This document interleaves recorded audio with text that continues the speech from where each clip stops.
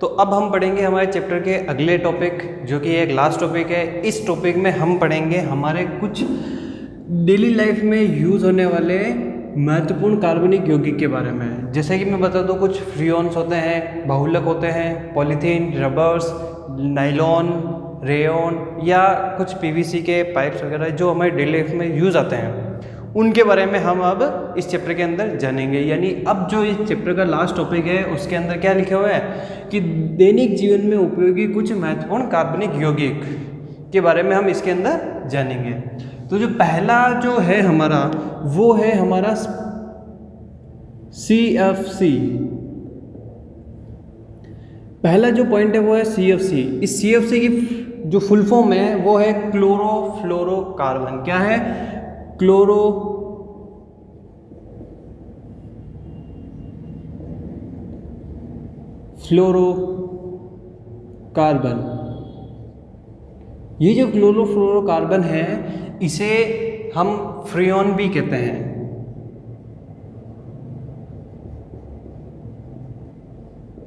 Clear students? तो ये जो CFC है ये एक बहुत ही इम्पोर्टेंट यौगिक है जो हमारे डेली लाइफ में यूज़ आता है। तो इसका यूज़ हम काफ़ी जगह करते हैं, लेकिन अब हम इसके बारे में पहले जानेंगे कि ये आखिर बनता किससे है या आखिर ये होता क्या है। तो जो CFC है उसके अंदर क्या होता है कि कार्बन के साथ साथ, यानी किसके साथ, कार्बन परमाणु के साथ साथ आपके फ्लोरीन और क्लोरीन भी इसके साथ क्या होते हैं, जुड़े हुए होते हैं। तो ये जो यौगिक है एक पॉलीमर होता है, यानी एक बहुलक होता है। पॉलीमर इंग्लिश वर्ड है और हिंदी में इसे हम कहते हैं बहुलक होता है। क्या होता है? बहुलक होता है, एक तरह का छोटा मोटा बहुलक होता है। ये जो फ्रेयोन है इसका निर्माण हम कार्बन टेट्राक्लोराइड की हाइड्रोजन फ्लोराइड से रिएक्शन कराते हैं HbCl2 की उपस्थिति में। यानी जो ये उत्प्रेरक है इसकी उपस्थिति में कार्बन टेट्राक्लोराइड की अभिक्रिया जब हाइड्रोजन फ्लोराइड से की कराई जाती है तो जो यौगिक बनता है वो बनता है ये। इसका नाम है हमारे लिए कि ट्राइक्लोरोफ्लोरोमेथेन। इसे हम कहते हैं टेट्रा क्लोरोमेथेन, क्योंकि यहाँ पर क्या है, एक कार्बन है। क्या है? एक कार्बन, और ये है हाइड्रोजन फ्लोराइड।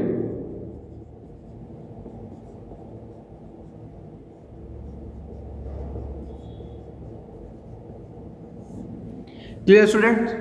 अब जो यौगिक बना है इसका नाम क्या है कि ट्राइक्लोरो, क्योंकि 3 क्लोरो है तो ट्राइक्लोरो। एक फ्लोरो है यहाँ पर, तो मैंने बताया था कि एक के लिए, हाफ के लिए आएगा मोनो। क्या आएगा? मोनोफ्लोरो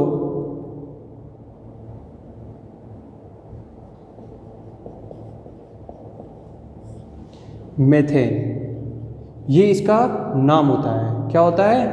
ट्राइक्लोरोफ्लोरो मोनोफ्लोरोमेथेन। और ये आप सभी जानते हैं हाइड्रोक्लोराइड है इसका नाम। अब ये जो चीज़ हमें मिली है, यानी ये जो प्रोडक्ट मिला है, इसे ही हम क्या कहते हैं? फ्रेयोन कहते हैं। क्या कहते हैं? फ्रेयोन। और ये जो फ्रेयोन है, ये फ्रेयोन हमारे पास जो है वो है 1,1। क्या है? 1,1। फ्रेयोन 1,1 भी कह सकते हो, लेकिन आप सिंपली यहाँ पर आप फ्रेयोन ही लिखो। Clear students? तो ये जो फ्लोरो था या CFC यानी फ्रेयोन, ये कुछ टाइप्स का होता है। यानी इसमें भी क्या होता है कि कुछ इसके भेद पाए जाते हैं, यानी ये कुछ अलग अलग प्रकार का भी होता है। तो मैं दिखा दूँ आपको कि कौन किस किस प्रकार का होता है। एक तो सबसे पहले हमने यही पढ़ा था, ये जो है ये फ्रेयोन है, इसका नाम है फ्रेयोन 1,1। आपको ये नाम बेटर रहेगा कि आप इसे याद कर लें।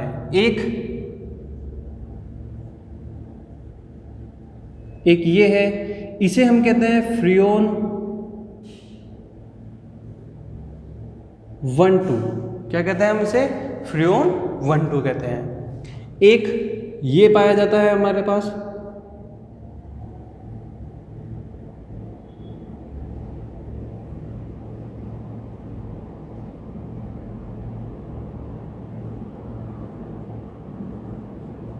ये जो है फ्रियोन, इसका नाम है हमारे लिए फ्रियोन 112, और एक फ्रियोन और बच गया हमारे पास, वो ये है, इसका नाम है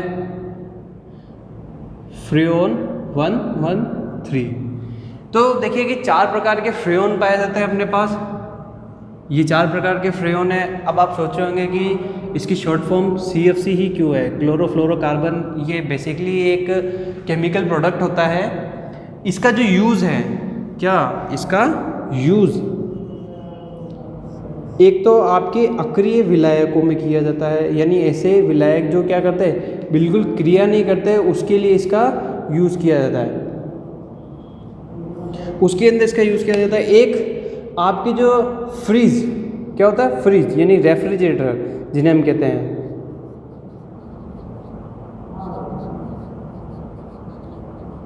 और आपकी जो AC होती है उसमें भी इसका क्या होता है, यूज़ होता है।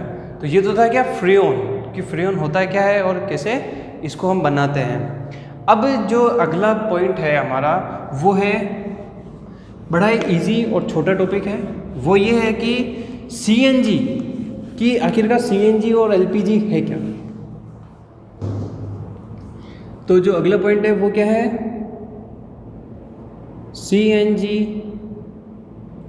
और LPG। कई बार इसका क्वेश्चन आता है कि CNG और LPG के अंतर को स्पष्ट कीजिए। तो अब देखिए कि इनका जो अंतर है, सबसे पहले हम CNG के बारे में देख लेते हैं। CNG की जो फुल फॉर्म है स्टूडेंट्स, वो होती है संपीड़ित प्राकृतिक गैस।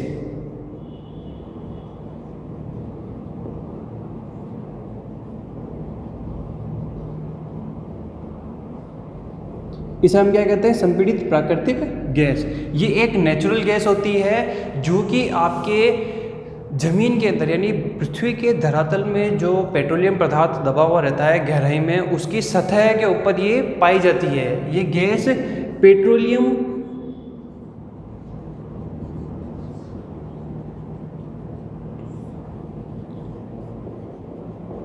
की सतह पर पाई जाती है। यानी ये जो गैस है आपके CNG गैस, ये जो है आपके पृथ्वी की धरातल में जो पेट्रोलियम पदार्थ दबा हुआ है उसकी सतह के ऊपर ये गैस पाई जाती है। क्लियर। ये गैस बहुत ही हल्की गैस होती है। क्या होती है, बहुत ही हल्की गैस होती है। क्या होती है, बहुत हल्की होती है, जिसके कारण क्या होती है, ये बहुत ही जल्दी ऊपर आने लग जाती है। जब आप इसका खनन करते हो, जब पेट्रोलियम पदार्थ निकाला जाता है तो उसके साथ साथ CNG गैस भी निकलती है। और ये गैस इतनी हल्की होती है कि ये जल्दी वायु में फैल जाती है। हल्की होने की वजह से क्या हो जाती है, वायु में फैलने लगती है। अब जो LPG है, LPG की जो फुल फॉर्म है आपके लिए,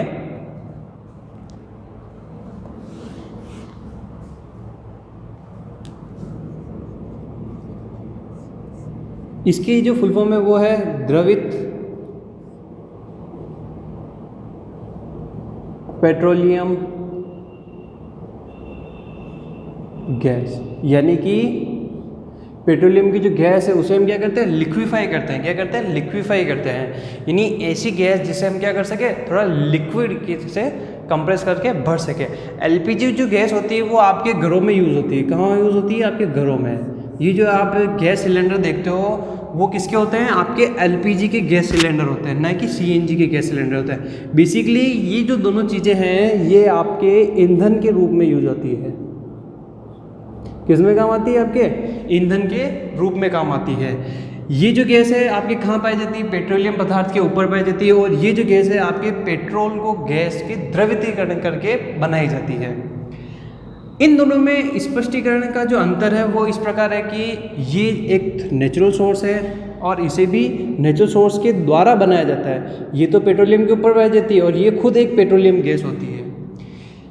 इनमें एक अंतर यह है कि LPG जो है वो CNG से ज़्यादा हानिकारक है। यानी जो आपके LPG गैस होती है वो ज़्यादा हानिकारक होती है।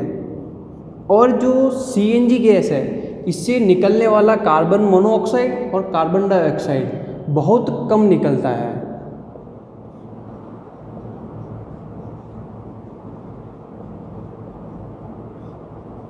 यानी कि सीएनजी गैस से आपके क्या होता है कि कार्बन मोनोऑक्साइड और कार्बन डाइऑक्साइड बहुत कम निकलती है, जिससे ये प्रदूषण कम करती है। यानी ये क्या होता है, थोड़ा इससे प्रदूषण कम होता है, आपकी क्या होता है, प्रदूषण कम होता है। और सीएनजी जो है वो हल्की होने की वजह से क्या हो जाती है, आपके वायु में जल्दी फैल जाती है, लेकिन ये जो है आपके लिक्विड है, क्या है, द्रवित है, तो ये भारी है, क्या है, आपके भारी होने की वजह से ये नीचे बैठ जाती है।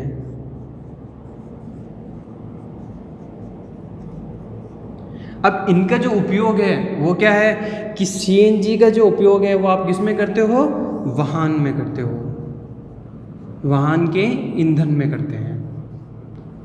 और एलपीजी का जो उपयोग होता है वो हम क्या करते हैं, घरों में गैस सिलेंडर के रूप में यूज़ करते हैं।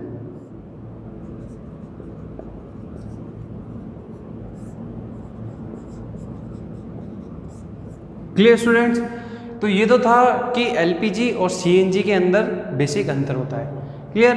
अब जो हम पढ़ेंगे वो पढ़ेंगे हमारे कुछ अन्य टॉपिकों के बारे में जो इस चैप्टर के बहुत ही इंपॉर्टेंट है और 4 मार्क्स के अंदर उनका क्वेश्चन आ ही जाता है। तो अब जो अगला टॉपिक है हमारा चैप्टर का टॉपिक वो है बहुलक। क्या है? बहुलक।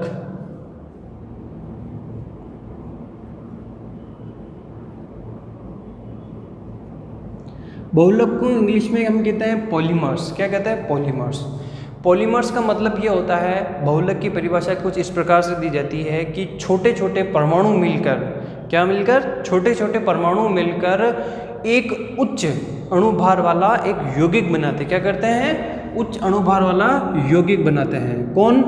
छोटे परमाणु मिलकर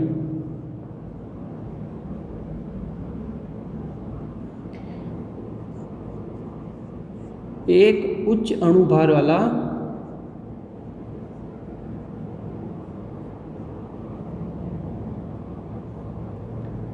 यौगिक बनाते हैं तथा उसमें उस अणु की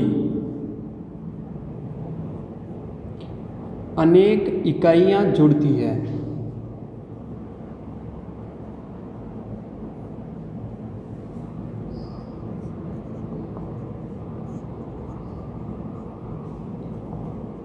उसे बहुलक कहते हैं। यानी जो बनने वाला यौगिक होगा उन इकाइयों से, किनकी? अणुओं की जो अनेक इकाइयां होगी उनसे बनने वाला जो यौगिक होगा उसे हम क्या कहेंगे? बहुलक कहेंगे। बहुलक आपके दो प्रकार के होते हैं। एक तो होता है प्राकृतिक बहुलक,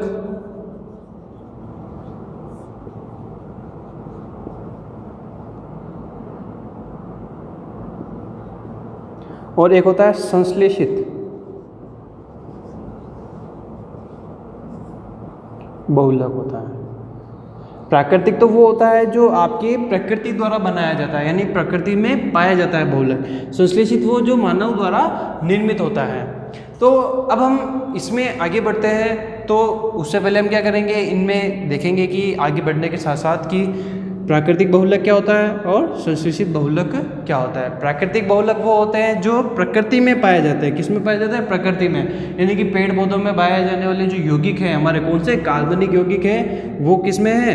प्राकृतिक बहुलक के रूप में। और संश्लेषित ऐसे हैं जिनको क्या किया जाता है? हमारे मानव द्वारा बनाया जाता है। क्लियर? तो अब हम इसमें आगे बढ़ेंगे।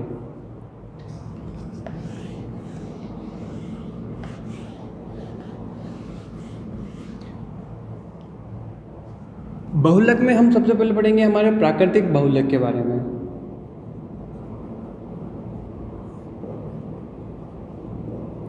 तो प्राकृतिक बहुलक की परिभाषा क्या हो गई कि ऐसे बहुलक जो किस में पाए जाते हो? प्रकृति में पाए जाते हो, पेड़ पौधों में पाए जाते हो। इसका सबसे बेहतरीन उदाहरण है आपके प्राकृतिक रबड़।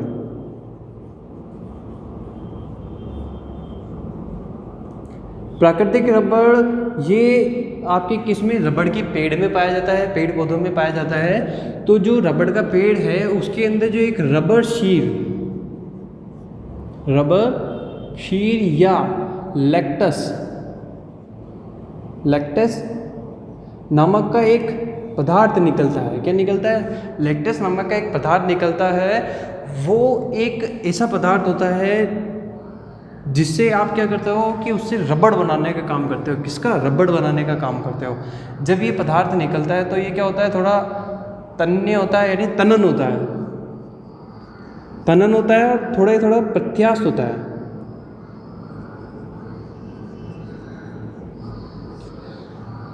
ये जो रबड़ है, तनन तो होता ही है, प्रत्यास्थ भी होता है। अब इसके क्या करना है, हमें क्या करना है, इसको प्राकृतिक रबड़ यानी जो हम यूज़ में ले सके उस रबड़ के तौर पर यूज़ करते हैं। ये बहुत जब निकलता है अत्यंत तन जो है प्रत्यास्थ होता है। क्या होता है? होती प्रत्यास्थ होता है, यानी इसे आप दबा सकते हो, खींच सकते हो। और तनन बहुत कम होता है, यानी आप इसे क्या कर सकते हो, दबा नहीं पाते हो। तनन का मतलब दबाकर उसे फैलाना, प्रत्यास्थ का मतलब आप उसे खींच सकते हो। क्लियर? तो इसे सही प्रकार से तनन और प्रत्यास्थ बनाने के लिए आपकी क्या किया जाता है कि इसे सल्फर, क्या किया जाता है, एक सल्फर में आपको इसको डुबोना होता है। इसको सल्फर के साथ गर्म किया जाता है। इस सल्फर के साथ गर्म करने पर ही आपका ये जो रबड़ है वो क्या होता है, एक सही तरह की तनन और प्रत्यास्थता प्राप्त करता है। अब आप सोचेंगे कि ये रबड़ है तो इसका कुछ फॉर्मूला होना चाहिए, ये केमिकल है तो बिल्कुल ये इसका कोई एक फॉर्मूला है। तो देखिए वो रिएक्शन किस प्रकार से होती है। इसका जो यौगिक है उसे हम कहते हैं आइसोप्रीन।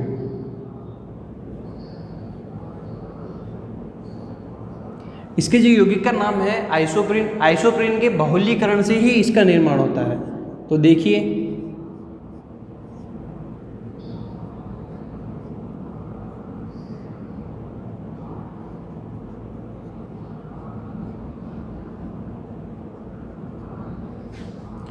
ये जो यौगिक है हमारे सामने, ये है आइसोप्रीन। क्या है? आइसोप्रीन यौगिक है। इसके n अणु लिए जाते हैं। कितने अणु लिए जाते हैं स्टूडेंट्स? n अणु। n का मतलब यहाँ पे इसके इनफाइनाइट मॉलिक्यूल्स अवेलेबल होते हैं इस आइसोप्रीन के अंदर।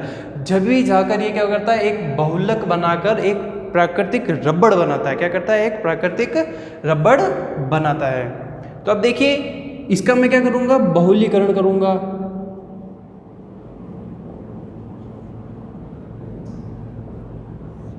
बहुलीकरण कर दिया मैंने। अब मैं इसका बहुलीकरण करूंगा तो क्या होगा यहाँ पर, तो देखिए ये जो बॉन्ड है, ये जो ब्रैकेट में मैंने इसको बंद किया है, ये बॉन्ड टूट जाएगा। क्या हो जाएगा? बॉन्ड टूट जाएगा और ये कुछ इस प्रकार की संरचनाएं बनाएगा।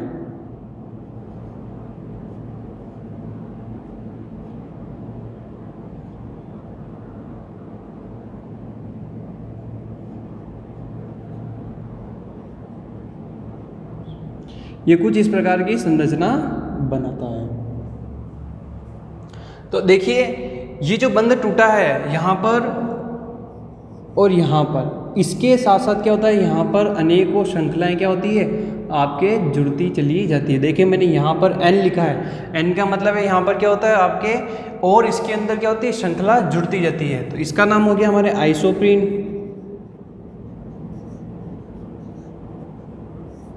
और इसका नाम क्या हो गया, पॉली आइसोप्रीन।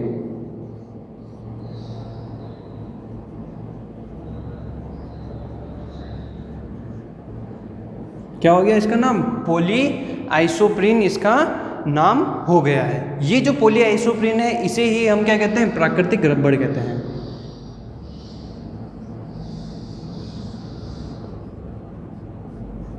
ये प्राकृतिक रबर एक्चुअली हमारे यूजफुल नहीं हुआ है अभी तक, जब तक हम इसे क्या करेंगे, सल्फर के साथ अभिक्रिया नहीं कराएंगे। जैसे ही हमने इसको सल्फर के साथ अभिक्रिया कराई तो ये क्या हो जाएगा, सही मात्रा में प्रत्यास्थ और साथ साथ तनन हो जाएगा, जो कि हमारे यूजफुल होगा। तो ये तो था एक प्राकृतिक बहुलक। क्या था, प्राकृतिक बहुलक।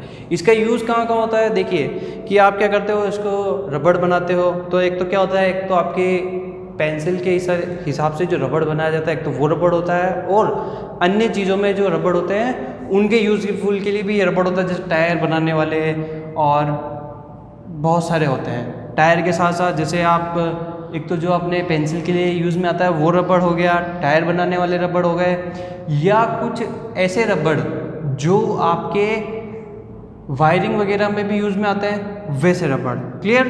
तो ये जो प्राकृतिक रबड़ था तो इसे हमने पढ़ लिया है। अब हम पढ़ेंगे इस आगे संश्लेषित बहुलकों के बारे में।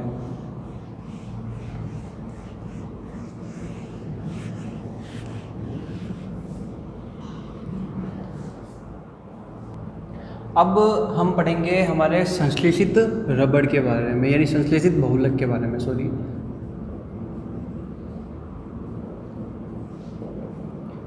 संश्लेषित बहुलक उसे कहते हैं जिनको हमारे मानव द्वारा बनाया जाता है। किसके द्वारा? मानव द्वारा बनाया जाता है। तो मानव द्वारा कौन कौन से बनाए गए हैं? नायलॉन, जो हम इस चैप्टर में पढ़ेंगे, नायलॉन 66, टेरिलीन और रेयन, ये हम इसके अंदर पढ़ेंगे। क्लियर? तो सबसे पहले हम पढ़ेंगे हमारे नायलॉन 66 के बारे में कि नायलॉन 66 होता क्या है।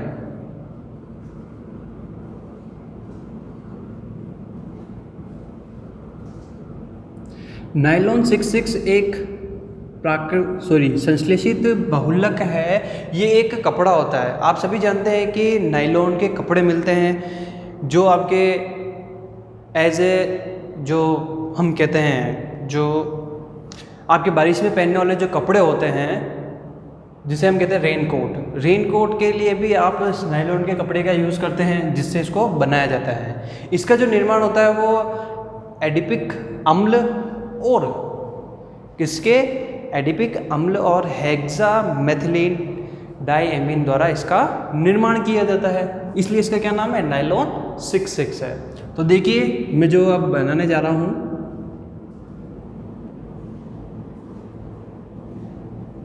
इसकी जो ये रिएक्शन है आपके एग्ज़ाम में काफ़ी पूछी जाती है कि नायलॉन 66 को बनाने की जो रिएक्शन है वो लिखिए। क्या कीजिए? नायलॉन 66 को बनाने की जो रिएक्शन है उसको लिखिए। तो देखिए,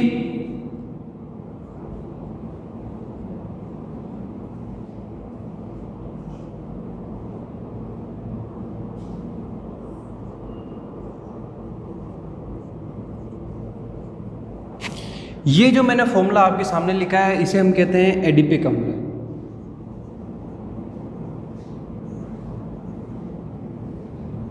क्या कहते हैं स्टूडेंट्स? एडिपिक अम्ल।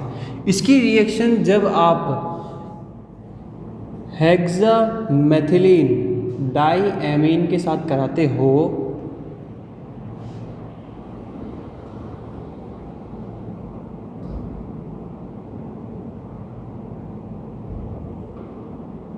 तब जाकर कहीं हमें ये मिलता है। इसमें क्या होता है आपके कि एक वाटर मॉलिक्यूल यहाँ से निकलना स्टार्ट हो जाता है और इन दोनों की जो मात्रा होती है वो होती है n। कितनी होती है? ये n अणुओं में डिवाइडेशन होता है इनका, यानी इनके काफ़ी सारे मॉलिक्यूल्स लिए जाते हैं जब जाके ये इनका निर्माण करते हैं। तो देखिए एक वाटर मॉलिक्यूल निकल गया इधर से, इधर से भी निकल जाएगा, तो क्या हो जाएगा? कुछ इस तरीके का हो जाएगा।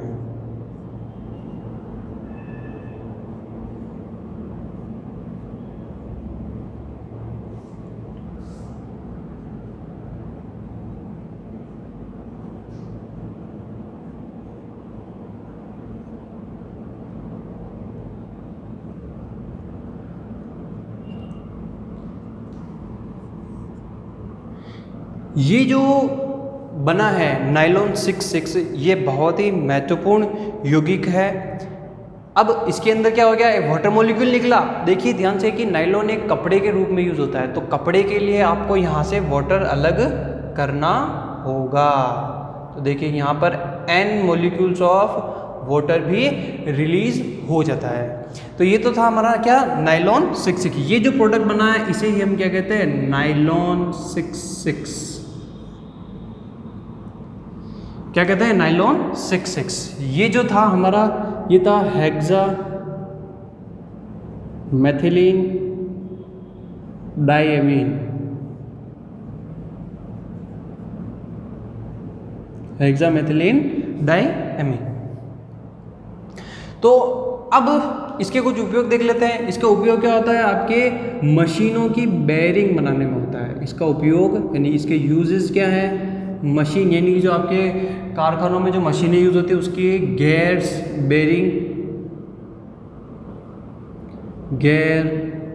बेयरिंग, और इसका यूज़ कहाँ किया जाता है, कपड़ों में, यानी आपके वस्त्र, कपड़े, रस्सी, नायलॉन की जो रस्सी होती है उसमें इसका यूज़ किया जाता है। अब हम पढ़ेंगे हमारे टेरिलीन के बारे में, जो अगला बहुलक है हमारा।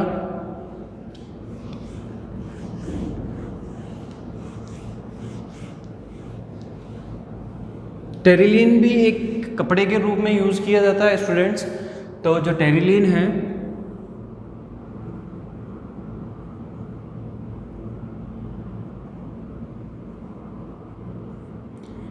टेरिलीन किसके रूप में यूज़ होता है, एक कपड़े के रूप में यूज़ होता है। तो इसका जो निर्माण हम करेंगे टेरेथैलिक एसिड और एथिलीन ग्लाइकोल की रिएक्शन के साथ। तो देखिए वो जो रिएक्शन है,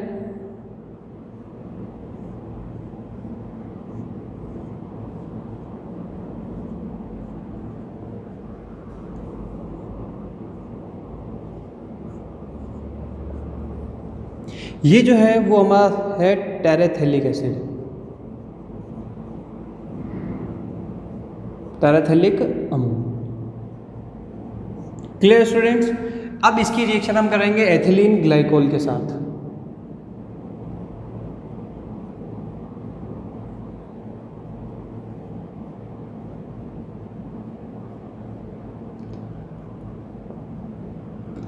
इन दोनों के n मोलिक्यूल्स ऑफ प्रेजेंट्स यहाँ होते हैं। इसमें भी क्या होता है, एक वाटर मोलिक्यूल बाहर आ जाता है। तो अब देखिए जो रिएक्शन होगी वो कुछ इस प्रकार से होगी, बहुलीकरण होता है यहाँ पर।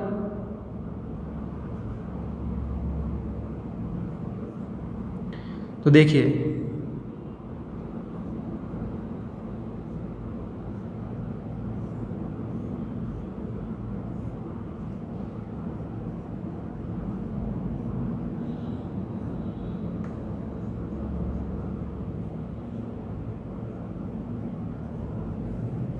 तो ये जो बना है इसे हम क्या कहते हैं, टेरिलीन कहते हैं।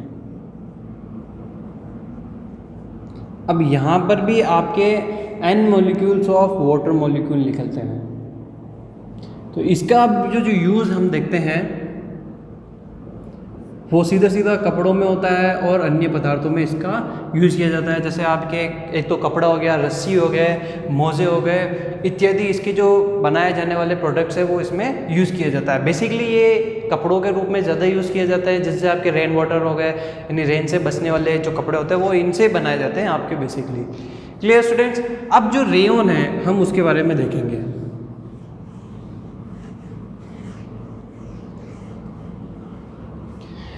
रेयन एक प्रकार का एक पदार्थ है जिसको आपको कागज, जो आपका कागज़ होता है सेल्यूलोस, जो कागज़ का सेल्यूलोस होता है उसको आपको NaOH के अंदर भिगोना होता है, भिगोकर साफ किया जाता है। देन उसके अंदर आपको सल्फर डाइऑक्साइड कार्बन डाइसल्फाइड को क्या करना पड़ता है, आपको रिएक्शन करानी पड़ती है, जिससे क्या होता है आपके एक महीम चूर्ण क्या होता है, महीम छिद्रदार क्या होता है, एक कपड़ा मिलता है, एक पदार्थ मिलता है, कपड़े टाइप पदार्थ मिलता है। तो वो जो होता है वो पदार्थ वो होता है हमारा रेयन होता है। इसका जो उपयोग होता है आपके वस्त्र में होता है, रस्सी बनाने में किया जाता है और बहुत सारी चीज़ों में इसका उपयोग किया जाता है। ये तो थे संश्लेषित बहुलक। अब हम पढ़ेंगे हमारे प्लास्टिक्स के बारे में। देखिए बच्चों की रेयन की रिएक्शन आपके इस सिलेबस में नहीं है तो आप उसे याद ना ही करें तो ज़्यादा अच्छा है। अब हम पढ़ेंगे हमारे प्लास्टिक्स के बारे में कि प्लास्टिक होता क्या है। ये भी एक बहुलक का पार्ट होता है। प्लास्टिक में आप सभी को पता है कि आप सबने पॉलीथीन के बारे में काफ़ी सुना होगा।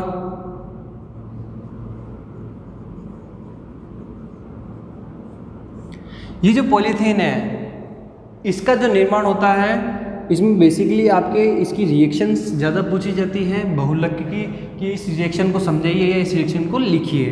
तो आपको सीधा सीधा एग्जाम में वो रिएक्शन लिखनी है और उसके बारे में आप वर्णन कर सकते हो। जैसे ही आप रिएक्शन लिखोगे तो ऑटोमेटिक आप उसका वर्णन करना स्टार्ट कर दोगे। तो जो पॉलीथीन है इसका निर्माण होता है आपके एथीन के बहुलीकरण से।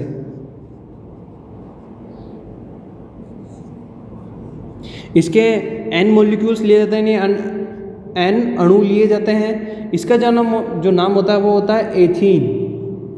2 कार्बन है इसलिए एथीन है और डबल बॉन्ड के कारण ईन आता है। क्लियर। एथीन का जब हम बहुलीकरण कराते हैं तो क्या होता है, आपके ये जो पॉइंट्स यानी ये जो डबल बंध है आपका जो द्विबंध है वो क्या हो जाता है, टूट जाता है। तो टूटने के कारण ये कुछ इस प्रकार से होता है। और यहाँ पर भी क्या हो जाता है, इसकी एक से एक इकाइयाँ अनंत तक जुड़ती जाती है।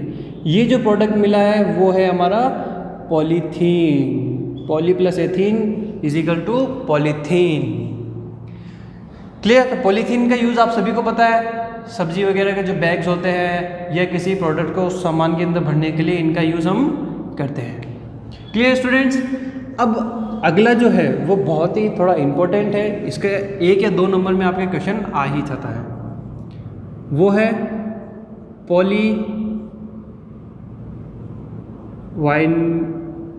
Polyvinyl chloride. इसे हम कहते हैं PVC, polyvinyl chloride. Clear students. PVC जो है इसका निर्माण भी आपके कुछ इस प्रकार से होता है।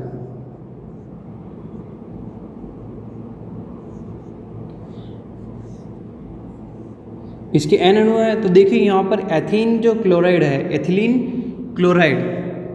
वैसे देखिए यहाँ पर जो इसका IUPAC नेम लिखने जा रहा हूँ मैं वो है आपके क्लोरोएथीन।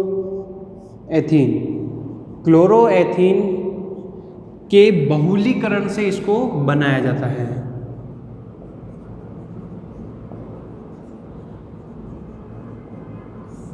किसके बहुलीकरण से बनाया जाता है, क्लोरोएथीन के बहुलीकरण से बनाया जाता है।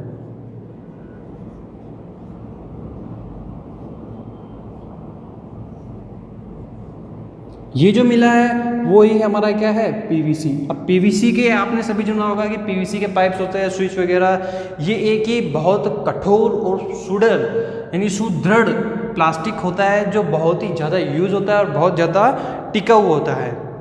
क्लियर। अब जो हम पढ़ेंगे वो पढ़ेंगे पॉलीएक्रिलोनाइट्राइल।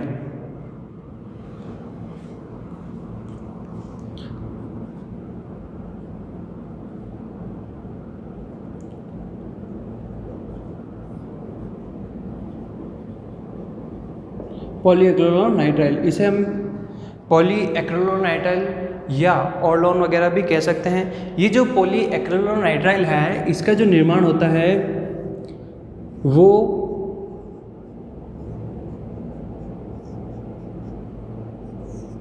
इस प्रकार से होता है। ये जो नाइट्राइल यौगिक है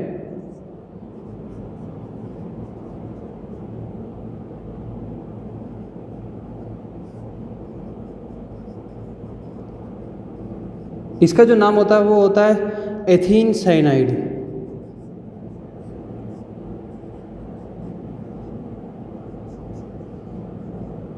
एथीन साइनाइड, इसी के बहुलीकरण से हम क्या प्राप्त करते हैं, पॉलीएक्रिलोनाइट्राइल।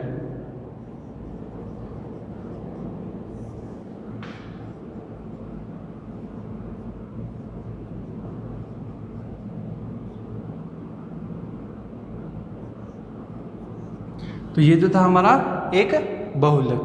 Clear students. अब जो हम पढ़ेंगे वो जो बहुलक है वो एक इम्पोर्टेंट बहुलक है, वो एक स्टाइरीन होता है। ऐसे आप स्टाइरीन ऐसे कह सकते हो कि इसे हम पॉलीस्टाइरीन भी कहते हैं। ये एक बहुत अच्छा बहुलक होता है जिसका यूज़ हम काफ़ी जगह भी करते हैं।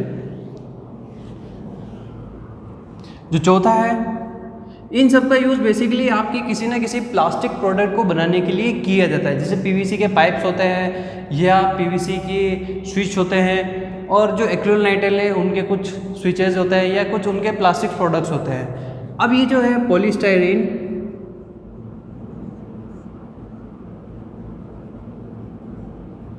इसका निर्माण भी आपके कुछ इस प्रकार होता है।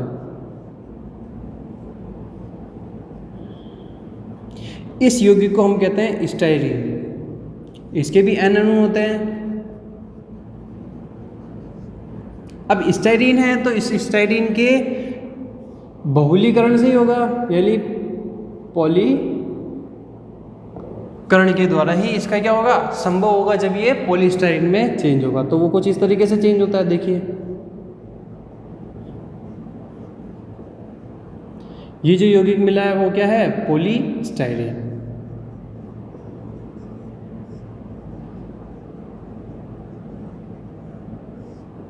क्लियर स्टूडेंट्स, ये तो थे क्या, एक प्लास्टिक बहुलक। कुछ बहुलक और होते हैं जिनका नाम है, एक का तो नाम है हमारे ब्यूना S और ब्यूना N। ये दोनों आपके सिलेबस में नहीं है, केवल इनका नाम दिया हुआ है और छोटा सा इंट्रोडक्शन दिया हुआ है। ब्यूना S का निर्माण जो होता है वो होता है स्टाइरीन से,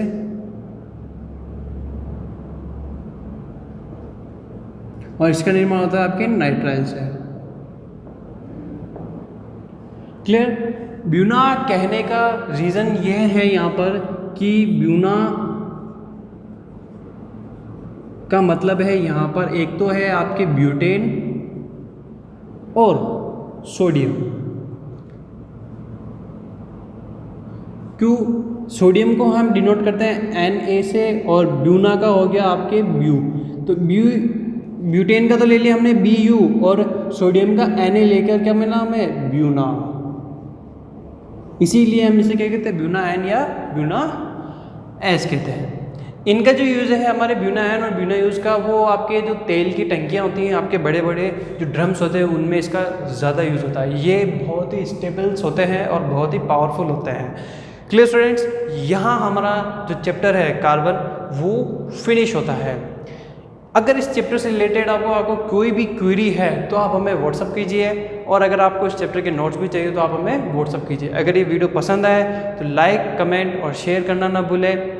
अब तक आपने हमारे चैनल को सब्सक्राइब भी नहीं किया हो तो आप उसे जल्दी सब्सक्राइब कीजिए, क्योंकि हमारे इस जो चैनल है, इस चैनल पर हम कॉम्पिटिशन्स 10th क्लास और साथ साथ बहुत से विषयों पर भी हम क्या बनाते हैं, वीडियोस बनाते हैं। तो आप उन्हें भी देखिए। अगर आपको वीडियो पसंद आए तो लाइक कीजिए। धन्यवाद।